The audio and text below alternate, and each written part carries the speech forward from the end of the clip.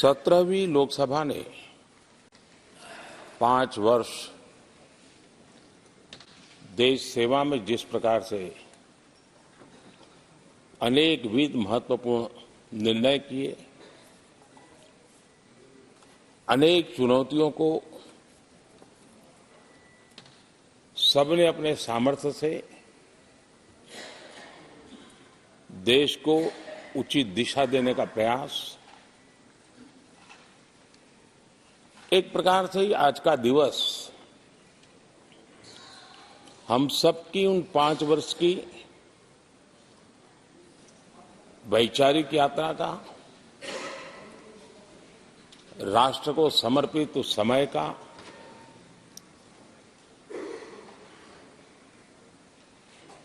देश को फिर से एक बार अपने संकल्पों को राष्ट्र के चरणों में समर्पित करना यह अवसर है।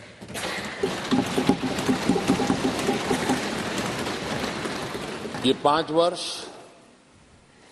देश में रिफॉर्म, परफॉर्म एंड ट्रांसफॉर्म,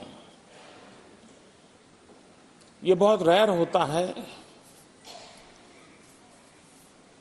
कि रिफॉर्म भी हो, परफॉर्म भी हो और हम ट्रांसफॉर्म होता अपनी आंखों के सामने देख पाते हो,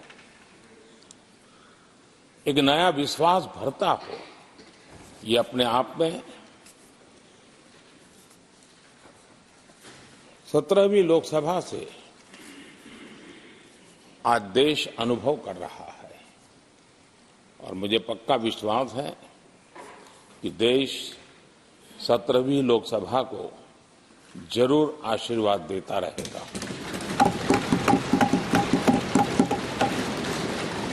इन सारी प्रक्रियाओं में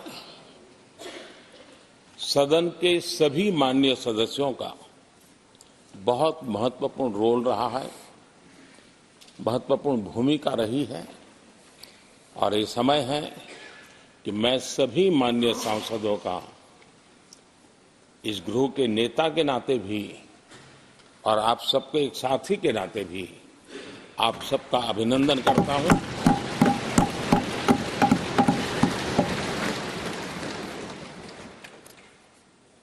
विशेष रूप से आदरणीय अध्यक्ष जी, मैं आपके प्रति भी हृदय से बहुत बहुत आभार व्यक्त करता हूं।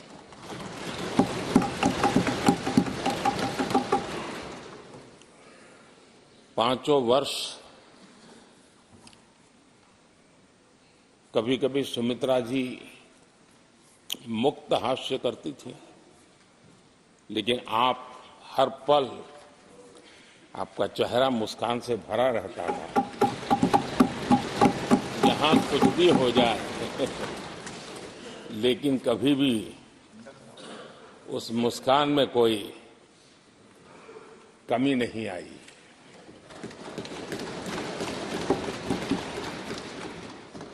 अनेक विविध परिस्थितियों में आपने बहुत ही संतुलित भाव से और सच्चे अर्थ में निष्पक्ष भाव से इस सदन का मार्गदर्शन किया, सदन का नेतृत्व किया।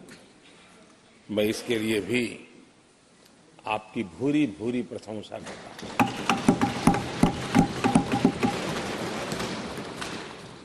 आक्रोश के पल भी आए, आरोप के भी पल आए, लेकिन आपने पूरे धैर्य के साथ इन सभी स्थितियों को संभालते हुए और एक सूझबूझ के साथ आपने सदन को चलाया, हम सबका मार्गदर्शन किया। इसके लिए भी मैं आपका आभारी हूं।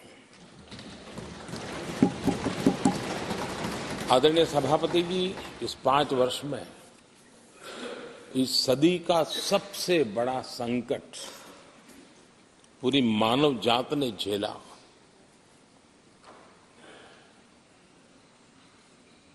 कौन बचेगा, कौन बच पाएगा, कोई किसी को बचा सकता है कि नहीं बचा सकता, ऐसी वो अवस्था थी। ऐसे में सदन में आना, ये भी अपना घर छोड़ के निकलना, ये भी संकट का काल था। उसके बाद भी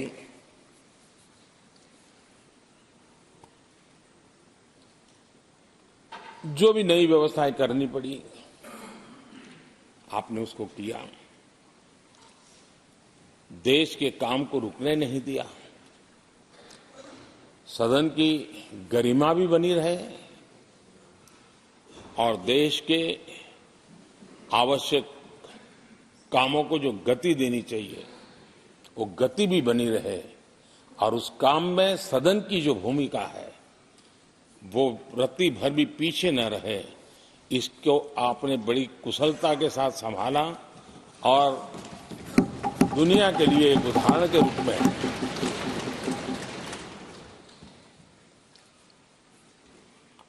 आदरणीय सभापति जी, मैं माननीय सांसदों का भी इस बात के लिए आज एक बार आभार व्यक्त करना चाहता हूं कि उस कालखंड में देश की आवश्यकताओं को देखते हुए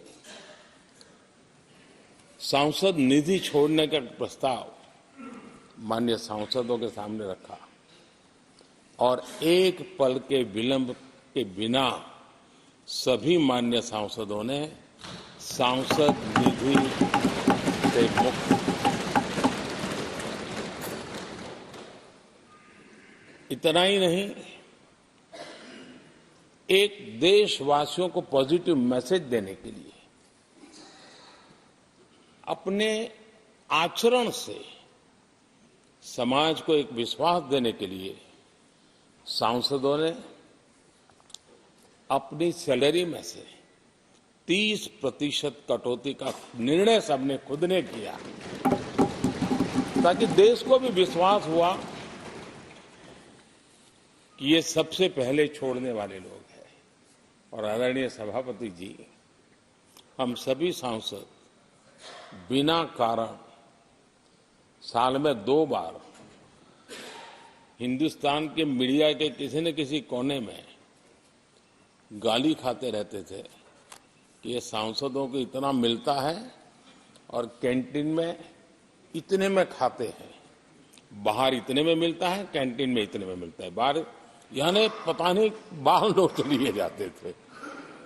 आपने निर्णय किया सबके लिए समान रेट होंगे कैंटीन में, और सांसदों ने कभी भी विरोध नहीं किया, शिकायत भी नहीं की। और सभी सांसदों की बिना कारण इतनी फजेत करने वाले लोग मजे लेते थे, उससे हम सबको आपने बचा लिया। इसके लिए भी मैं आपका आभार व्यक्त करता हूं। आदरणीय सभापति जी, ये बात सही है कि हमारे कई लोकसभा के, चाहे 17 भी हो, 16 भी हो, 15 भी हो, संसद का नया भवन होना चाहिए, इसकी चर्चा सबने की, सामूहिक रूप से की, एक स्वर से की, लेकिन निर्णय नहीं होता था। ये आपका नेतृत्व है जिसने निर्णय किया, चीजों को आगे बढ़ाया, सरकार के साथ अनेक मीटिंगें की, और उसी का परिणाम है कि आज देश को ये नया संसद भवन प्राप्त हुआ है। आदरणीय सभापति जी, एक संसद के नए भवन में एक विरासत का अंश और जो आजादी की पहली पल थी, उसको जीवंत रखने का हमेशा हमेशा हमारे मार्गदर्शक रूप में ये सेंगोल को यहां स्थापित करने का काम, और अब प्रतिवर्ष उसको सेरेमोनियल इवेंट के रूप में उसको हिस्सा बनाने का एक बहुत बड़ा काम आपके नेतृत्व में हुआ है, जो भारत की आने वाली पीढ़ियों को हमेशा हमेशा हमें आजादी के उस प्रथम पल के साथ जोड़ के रखेगा, और आजादी की वो पल क्यों थी हमें वो याद रहेगा, तो देश को आगे ले जाने की वो प्रेरणा भी बनी रहेगी। उस पवित्र काम को आपने किया है। आदरणीय सभापति जी, ये भी सही है कि इस कालखंड में G20 की अध्यक्षता का भारत को मिली। भारत को बहुत सम्मान मिला। देश के हर राज्य ने अपने अपने तरीके से विश्व के सामने भारत का सामर्थ्य और अपने राज्य की पहचान बखूबी प्रस्तुत की, जिसका प्रभाव आज भी विश्व के मन पर है। उसके साथ आपके नेतृत्व में G20 की तरह P20 का जो सम्मेलन हुआ और विश्व के अनेक देशों के स्पीकर्स यहां आए और मदर ऑफ डेमोक्रेसी भारत किस महान परंपरा को लेकर के, किस डेमोक्रेटिक वैल्यूज को लेकर के सदियों से हम आगे बढ़े हैं। व्यवस्थाएं बदली होगी, लेकिन डेमोक्रेटिक मन भारत का हमेशा बना रहा है। उस बात को आपने विश्व के स्पीकर्स के सामने बखूबी प्रस्तुत की और भारत को लोकतांत्रिक व्यवस्थाओं में भी एक प्रतिष्ठा प्राप्त कराने का काम आपके नेतृत्व में हुआ।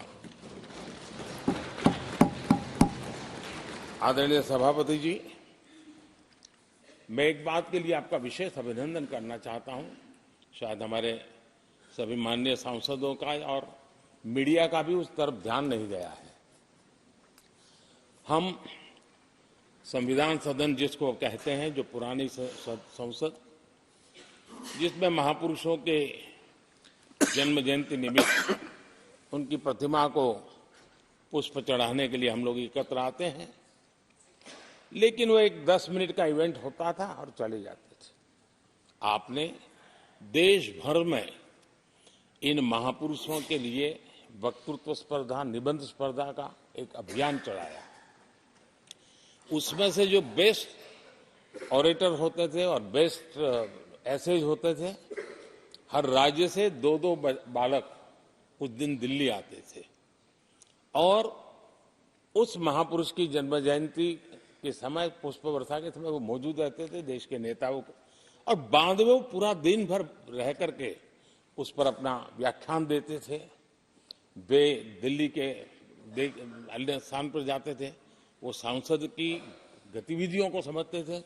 यानी अपने ये निरंतर प्रक्रिया चला करके देश के लाखों विद्यार्थियों को भारत की संसदीय परंपरा से जोड़ने का बहुत बड़ा काम किया।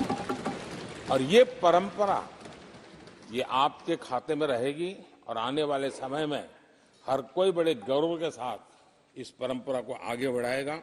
मैं इसके लिए भी आपका अभिनंदन करता हूं।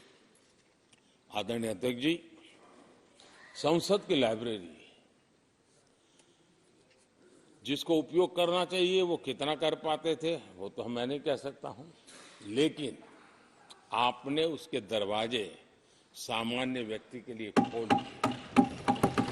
ज्ञान का ये खजाना, परंपराओं की विरासत, उसको आपने जन सामान्य के लिए खोल करके बहुत बड़ी सेवा की है।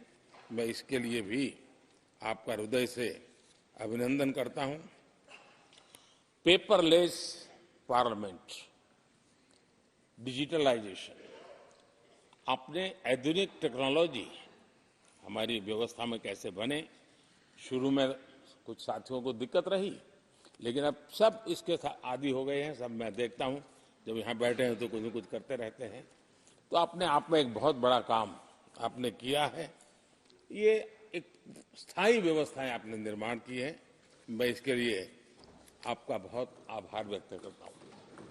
आदरणीय अध्यक्ष जी, आपकी कुशलता और माननीय सांसदों की जागरूकता, उन सबका संयुक्त प्रयास मैं कह सकता हूं कि जिसके कारण 17वीं लोकसभा की प्रोडक्टिविटी करीब 97% रही है।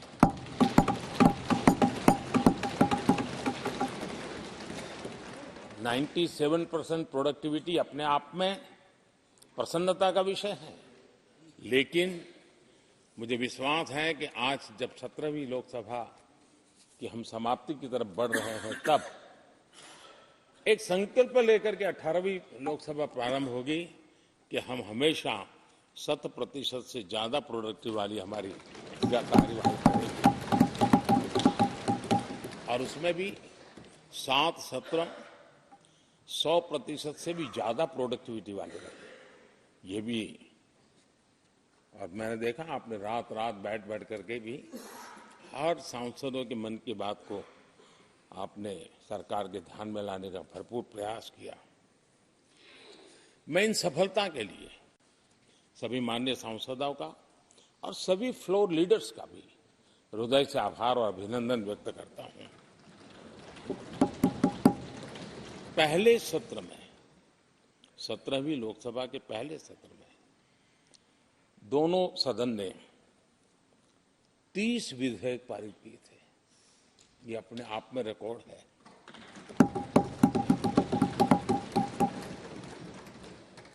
और एक नए नए बेंचमार्क 17वीं लोकसभा ने बनाए हैं। आदरणीय अध्यक्ष जी, आजादी के 75 वर्ष पूरा होने का उत्सव, हम सबको कितना बड़ा सौभाग्य मिला कि ऐसे अवसर पर हमारे सदन ने अत्यंत महत्वपूर्ण कामों को नेतृत्व किया। हर स्थान पे हुआ। शायद ही कोई सांसद ऐसा होगा कि जिसने आजादी के 75 वर्ष को लोकोत्सव बनाने में अपने अपने क्षेत्र में भूमिका अदा न की हो। यानी सचमुच में 75 वर्ष को देश ने जी भर करके उत्सव से बनाया, और उसमें हमारे माननीय सांसदों की और इस सदन की बहुत बड़ी भूमिका रही है। हमारे संविधान लागू होने के 75 वर्ष, ये भी अवसर इसी समय इसी सदन को मिला है, इसी सभी माननीय सांसदों को मिला है। और संविधान की जो भी जिम्मेवारियां उसकी शुरुआत यहां से होती है, और उनके साथ ये जुड़ना, ये अपने आप में बहुत बड़ी प्रेरक है। आदरणीय अध्यक्ष जी, इस कार्यकाल में बहुत ही रिफॉर्म्स हुए हैं और गेम चेंजर है। 21वीं सदी के भारत की मजबूत नींव उन सारी बातों में नजर आती है। एक बड़े बदलाव की तरफ तेज गति से देश आगे बढ़ा है, और इसमें भी सदन के सभी साथियों ने बहुत ही उत्तम मार्गदर्शन किया है, अपनी हिस्सेदारी जताई है। और देश, हम संतोष से कह सकते हैं कि हमारी अनेक पीढ़ियां जिन बातों का इंतजार करती थी, ऐसी बहुत से काम इस 17वीं लोकसभा के माध्यम से पूरे हुए। पीढ़ियों का इंतजार खत्म हुआ। अनेक पीढ़ियों ने एक संविधान, इसके लिए सपना देखा था, लेकिन हर पल उस संविधान में एक दरार दिखाई देती थी, एक खाई नजर आती थी, एक रुकावट चुभती थी। लेकिन इसी सदन ने धारा 360, आर्टिकल 370 हटा करके संविधान के पूर्ण रूप को, उसके पूर्ण प्रकाश के साथ उसका प्रकटीकरण हुआ। और मैं मानता हूं, जब संविधान के 75 वर्ष हुए हैं, जिन जिन महापुरुषों ने संविधान को बनाया है, उनकी आत्मा जहां भी होगी, जरूर हमें आशीर्वाद देते होंगे। ये काम हमने पूरा किया।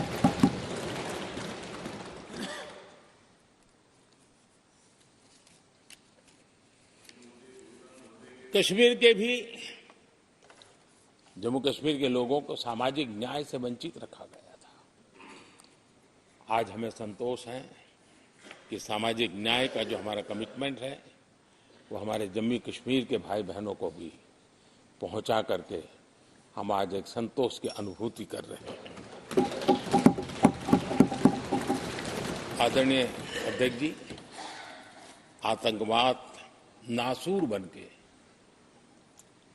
देश के सीने पर गोलियां चलाता रहता था। मां भारती की धरा आए दिन रक्त रंजित हो जाती थी। देश के अनेक वीर होनहार लोग आतंकवाद के कारण बलि चढ़ जाते थे। हमने आतंकवाद के विरुद्ध सख्त कानून बनाए, इसी सदन ने बनाए।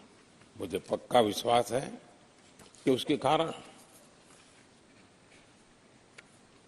जो लोग ऐसी समस्याओं का लिए जूझते हैं, उनको एक बल मिला है, मानसिक रूप के अनुसार कॉन्फिडेंस बढ़ा है और भारत को पूर्ण रूप से आतंकवाद से मुक्ति का उसमें एक एहसास हो रहा है और वो सपना भी सिद्ध होके रहेगा।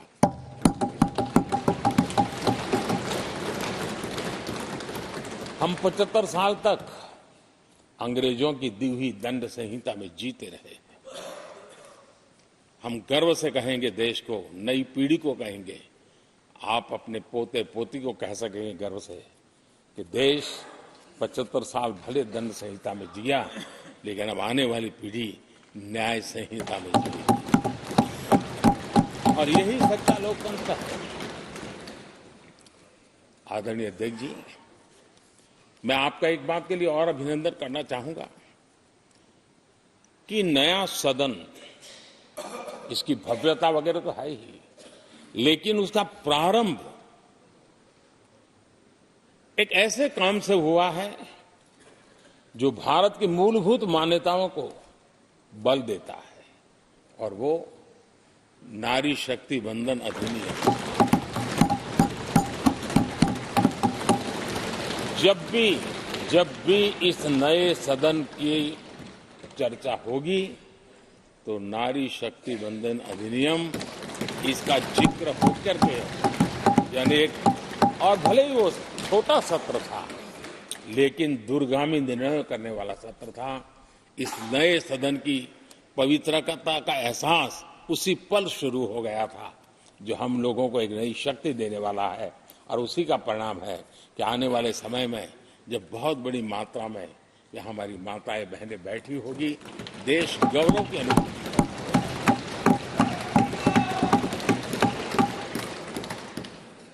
3 तलाक, कितने उतार चढ़ाव से हमारी मुस्लिम बहनें इंतजार कर रही थी। अदालतों ने उनके पक्ष में निर्णय किए थे, लेकिन वो हक उनको प्राप्त नहीं हो रहा था। मजबूरियों से गुजारा करना पड़ रहा था। कोई प्रकट रूप से कहें, कोई अप्रकट रूप से कहें, लेकिन 3 तलाक से मुक्ति का बहुत महत्वपूर्ण और नारी शक्ति के सम्मान का काम 17वीं लोकसभा ने किया है। सभी मान्य सांसद, उनके विचार कुछ भी रहे हो, उनका निर्णय कुछ भी रहा हो, लेकिन कभी न कभी तो कहेंगे कि हाँ, इन बेटियों को न्याय देने का काम भी करने के समय हम वहां मौजूद हैं। पीढ़ियों से होता यह न्याय हमने पूरा किया है और वो बहनें हमें आशीर्वाद दे रही है। आदरणीय अध्यक्ष जी, आने वाले 25 वर्ष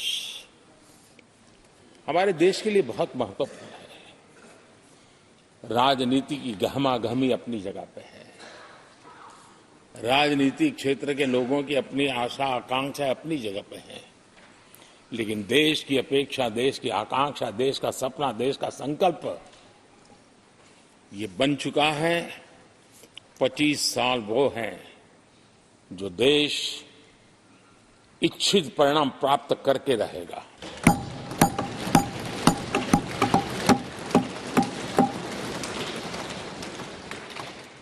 (1930) में जब महात्मा गांधी जी ने दांडी की यात्रा की थी, नमक का सत्याग्रह था, घोषणा होने के पहले लोगों को सामर्थ्य नजर नहीं आया था। चाहे स्वदेशी आंदोलन हो, चाहे सत्याग्रह की परंपरा हो, चाहे नमक का सत्याग्रह हो। उस समय तो घटनाएं छोटी लगती थी, लेकिन 1947 वो 25 साल का कालखंड, उसने देश के अंदर वो जज्बा पैदा कर दिया था। हर व्यक्ति के दिल में वो जज्बा पैदा कर दिया था कि अब तो आजाद होकर रहना है। मैं आज देख रहा हूं कि देश में वो जज्बा पैदा हुआ है। हर गली मोहल्ले में हर बच्चे के मुंह से निकला है कि 25 साल में हम विकसित भारत बना के रहेंगे। इसलिए ये 25 साल मेरी देश की युवा शक्ति के अत्यंत महत्वपूर्ण कालखंड है, और हम में से कोई ऐसा नहीं होगा जो नहीं चाहता होगा कि 25 साल में देश विकसित भारत न बने। हर किसी का सपना है। कुछ लोगों ने सपने को संकल्प बना लिया है, कुछ लोग शायद संकल्प बनाते देर हो जाएगी, लेकिन जुड़ना हर एक को होगा। और जो जुड़ भी नहीं पाएंगे और जीवित होंगे तो फल तो जरूर खाएंगे। कि मेरा आदरणीय अध्यक्ष जी, ये 5 वर्ष युवाओं के लिए बहुत ही ऐतिहासिक कानून भी बने हैं। व्यवस्था में पारदर्शिता लाकर युवाओं को नए मौके दिए गए हैं। पेपर लीक जैसी समस्या जो हमारे युवाओं को चिंतित करती थी, हमने बहुत ही कठोर कानून बनाया है ताकि उनके मन में जो सवाल या निशान था और उनको व्यवस्था के प्रति उनका गुस्सा था, उसको एड्रेस करने का सभी माननीय सांसदों ने देश के युवाओं के मन के भाव को समझ करके बहुत ही महत्वपूर्ण निर्णय किया है। आदरणीय अध्यक्ष जी, ये बात सही है कि कोई भी मानव जात अनुसंधान के बिना आगे नहीं बढ़ सकती है। उसको नित्य परिवर्तन के लिए अनुसंधान अनिवार्य होते हैं, और मानव जात का लाखों साल का इतिहास गवाह है कि हर काल में अनुसंधान होते रहे हैं, जीवन बढ़ता चला गया है, जीवन का विस्तार होता गया है। इस सदन ने विधिवत रूप से कानूनी व्यवस्था खड़ी करके अनुसंधान को प्रोत्साहन देने का बहुत बड़ा काम किया है। नेशनल रिसर्च फाउंडेशन, ये कानून आमतौर पर रोजमर्रा की राजनीति की चर्चा का विषय बन नहीं पाता, लेकिन इसके परिणाम बहुत दूरगामी होने वाले हैं। और इतना बड़ा महत्वपूर्ण काम ये 17वीं लोकसभा ने किया है। मुझे पक्का विश्वास है देश की युवा शक्ति में इस व्यवस्था के कारण दुनिया का रिसर्च और का एक हब हमारा देश बन सकता है। हमारे देश की युवा के टैलेंट ऐसी है। आज भी दुनिया की बहुत कंपनी ऐसी हैं जिनके इनोवेशन के काम आज भी भारत में हो रहे हैं, लेकिन एक बहुत बड़ा हब बनेगा, यह मेरा पूरा विश्वास है। आदरणीय अध्यक्ष जी, 21वीं सदी में हमारी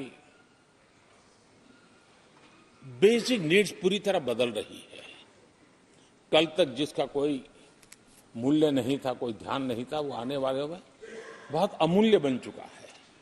जैसे डेटा, पूरी दुनिया में चर्चा है डेटा का सामर्थ्य क्या होता है। हमने डेटा प्रोटेक्शन बिल ला करके पूरी भावी पीढ़ी को सुरक्षित कर दिया है।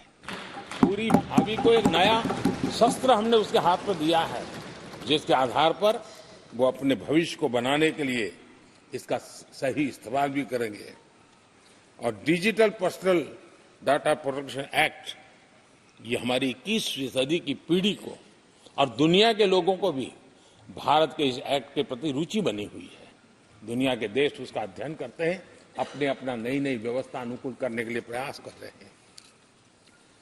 और डाटा का उपयोग कैसे हो, उसकी भी उसमें गाइडलाइंस है। अनेक प्रकार से प्रोटेक्शन का पूरा प्रबंध करते हुए इसका सामर्थ्य कैसे आए। जिस डेटा को लोगों गोल्ड माइन कहते हैं, न्यू ऑयल कहते हैं, मैं समझता हूं वो सामर्थ्य भारत को प्राप्त हो। और भारत इस शक्ति के इसलिए विशेष है क्योंकि विविधताओं से भरा हुआ देश है। हमारे पास जिस प्रकार की जानकारी और हमारे साथ जुड़े हुआ डेटा जो जनरेट होता है, सिर्फ हमारे रेलवे पैसेंजर्स का डेटा कोई देख ले दुनिया के लिए एक बहुत बड़ा संशोधन का विषय बन सकता है। उसकी ताकत को हमने पहचान करके इस कानूनी व्यवस्था को दिया है। आदरणीय अध्यक्ष जी, जल थल नभ, इस सदियों से इन क्षेत्रों की चर्चा चली है, लेकिन अब समुद्री शक्ति और स्पेस की शक्ति और साइबर की शक्ति, एक ऐसी त्रिविध शक्तियों का मुकाबला करने की आवश्यकता खड़ी हुई है। और विश्व जिस प्रकार के संकटों से गुजर रहा है और विश्व जिस प्रकार के विचारे प्रभाव पैदा करने का प्रयास कर रहे हैं, तब इन क्षेत्रों में हमें सकारात्मक सामर्थ्य भी पैदा करना है और नकारात्मक शक्तियों से अपने आप को, हर चुनौती को चुनौती लेने का सामर्थ्य भी बनाना है। और उसके लिए आवश्यक स्पेस से जुड़े रिफॉर्म्स बहुत अनिवार्य थे और बहुत दूरगामी दृष्टि के साथ स्पेस के रिफॉर्म का काम हमारे यहां हुआ है। आदरणीय अध्यक्ष जी, देश ने जो आर्थिक रिफॉर्म किए हैं उसमें 17वीं के लोकसभा के सभी माननीय सांसदों की बहुत बड़ी भूमिका रही है। बीते वर्षों में हजारों कंप्लायंसेस बेवजह हम जनता जनार्दन को ऐसी चीजों में उलझाए रखा। ये गवर्नेंस की एक ऐसी विकृत व्यवस्था विकसित हो गई, उसमें से मुक्ति दिलाने का बहुत बड़ा काम हमारे यहां हुआ है और इसके लिए भी ये सदन का मैं आभारी हूं। यानी इस प्रकार के कंप्लायंसेस के बोझ में सामान्य व्यक्ति तो दब जाता है। और मैंने तो एक बार लाल किले से भी कहा था, हम जब मिनिमम गवर्नमेंट मैक्सिमम गवर्नेंस कहते हैं, मैं दिल से मानता हूं कि लोगों की जिंदगी में से जितना जल्द सरकार निकल जाए उतना ही लोकतंत्र का सामर्थ्य बढ़े। रोजमर्रा की जिंदगी में हर डगर पे सरकार टांग क्यों अड़ाए? हां, जो अभाव में है उसके लिए सरकार हर पल मौजूद हो, लेकिन सरकार का प्रभाव उसकी जिंदगी को ही रुकावट बना दे, ऐसी लोकतंत्र नहीं हो सकता है। और इसलिए हमारा मकसद है सामान्य मानवीय की जिंदगी से सरकार जितनी हट जाए, कम से कम उसकी जिंदगी में सरकार का नाता रहे, वैसा समृद्ध लोकतंत्र दुनिया के सामने हमने आगे बढ़ाना चाहिए। उस सपने को पूरा करेंगे।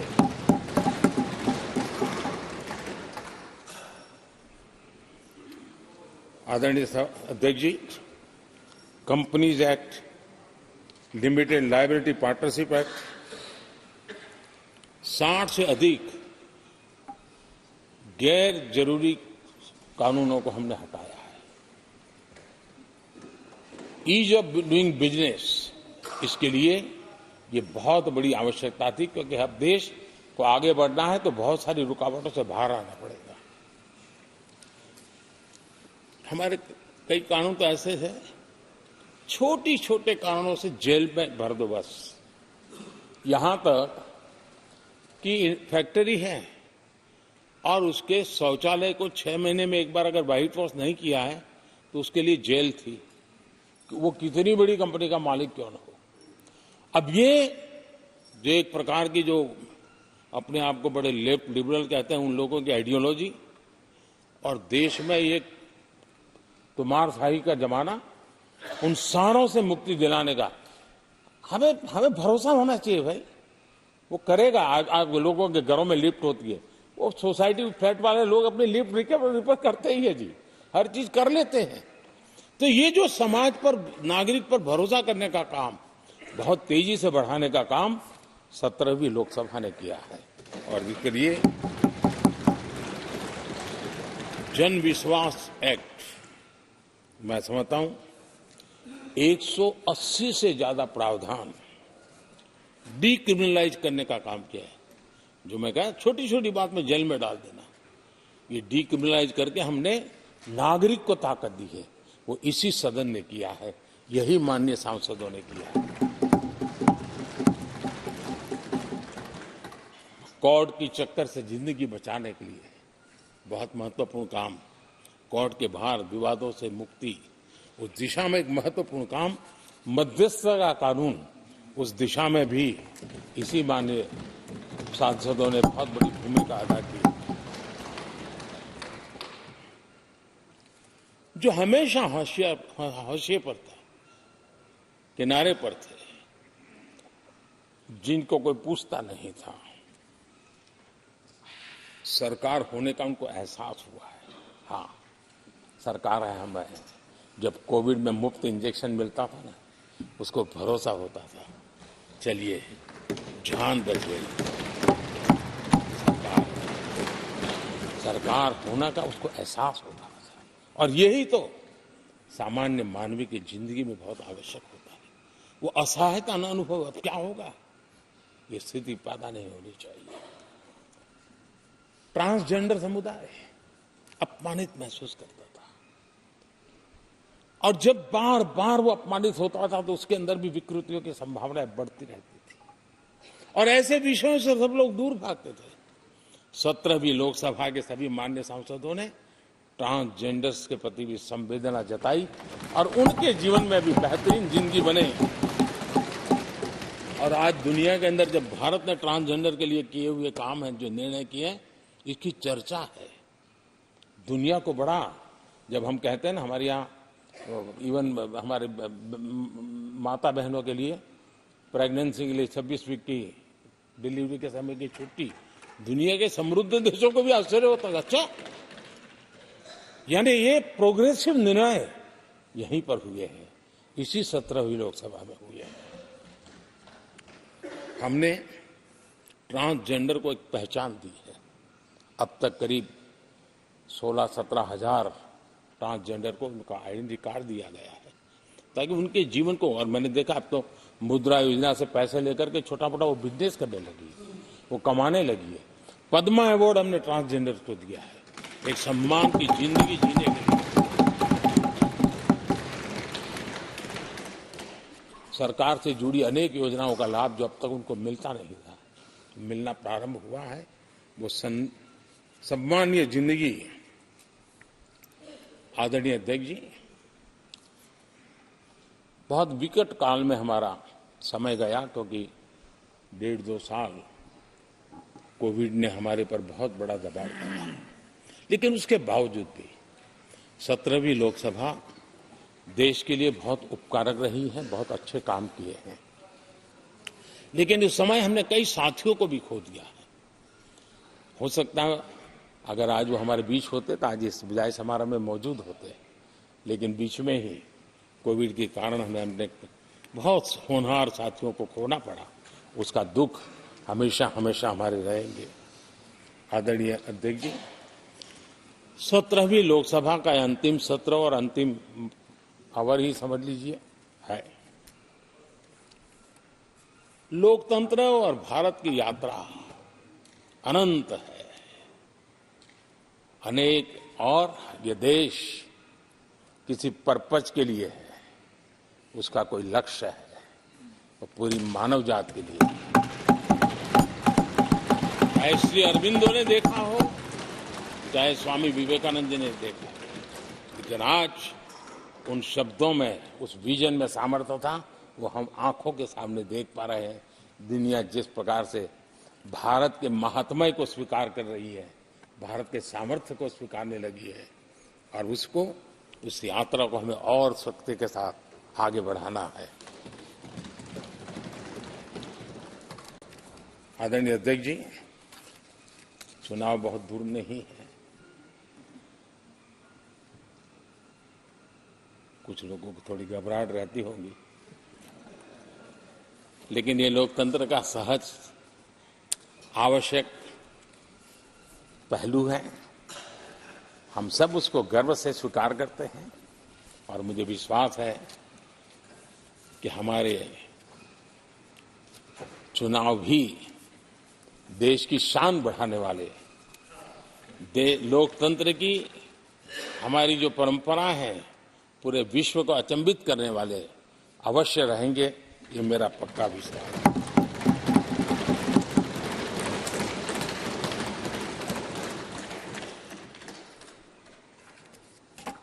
आदरणीय अध्यक्ष जी, मैं सभी माननीय सांसदों का जो सहयोग मिला है, जो निर्णय हम कर पाए हैं, और कभी कभी हमले भी इतने मजेदार हुए हैं कि हमारे भीतर की शक्ति भी खिल करके निकली है।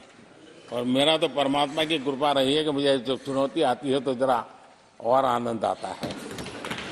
हर चुनौती को हम सामना कर पाए हैं, बड़े आत्मविश्वास और विश्वास के साथ हम चले हैं। आज राम मंदिर को लेकर के इस सदन ने जो प्रस्ताव पारित किया है, वे देश की भावी पीढ़ी को इस देश के मूल्यों पर गर्व करने की संवैधानिक शक्ति देगा। ये सही है कि हर किसी में ये सामर्थ्य नहीं होता है कि ऐसी चीजों में तो कोई हिम्मत दिखाते हैं, कुछ लोग मैदान छोड़ के भाग जाते हैं, लेकिन फिर भी भविष्य के रिकॉर्ड को देखेंगे तो आज जो व्याख्यान वो हुए हैं, जो बातें रखी गई हैं, उसमें संवेदना भी है, संकल्प भी है, सहानुभूति भी है और सबका साथ सबका विकास के मंत्र को आगे बढ़ाने का उसमें तत्व भी है। यह देश बुरे दिन कितने ही क्यों न गए हो, हम भावी पीढ़ी के लिए कुछ न कुछ अच्छा करते रहेंगे। ये सदन हमें वो प्रेरणा देता रहेगा और हम सामूहिक संकल्प से, सामूहिक शक्ति से उत्तम परिणाम भारत की नौजवान पीढ़ी की आशा आकांक्षा के अनुसार करते रहेंगे। इसी विश्वास के साथ फिर एक बार आपका आभार प्रकट करता हूं, सभी माननीय सांसदों का आभार प्रकट करता हूं। बहुत बहुत धन्यवाद।